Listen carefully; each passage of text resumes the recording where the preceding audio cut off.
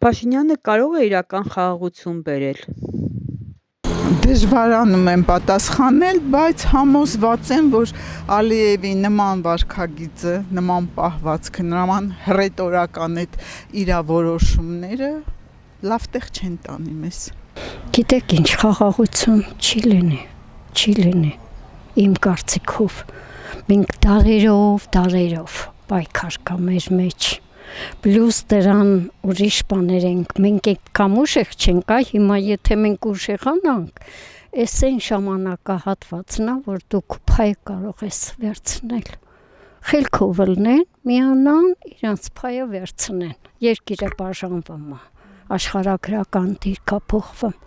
ուժեղացեք, կրեք, եղեք էլի այն հզոր ազգը։ Քանի այդ Ղարաբաղի հարցը կա, դժվար է խաղաղություն լինի։ Անդադ այդ բանը բարձրացնեն այդ հարցը էլի։ Եթե Ալիևը մեռնի, իհարկե կլի։ Այդ իրան Ալիևը Էրդողանի չա կախված այդ խաղաղությունը։ Իմ եղբայրներ հավատում, որ խաղաղություն կլինի, որ պատերազմը կդադարի, որ կունենանք մեծ նվաճումներ, դիրքեր կգրավենք, բայց ցավոք սրտի չեղավ իր ցանկությունը։ Ես մի ձևի այս երկրի ապագան չեմ տեսնում նորմալ վիճակում։ Որպեսզի խաղաղության մասին խոսենք, մենք պիտի լինենք ուժեղ բանակով։ Իմ կարծիքով երկար չի տևի, որովհետև երկիրը խառնված է։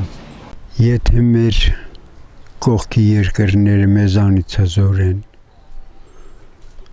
մենք ինչով կարանք համոզվել ենք, որ խաղաղություն ալնելու։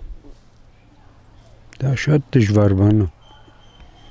Մենակ ասելով չի։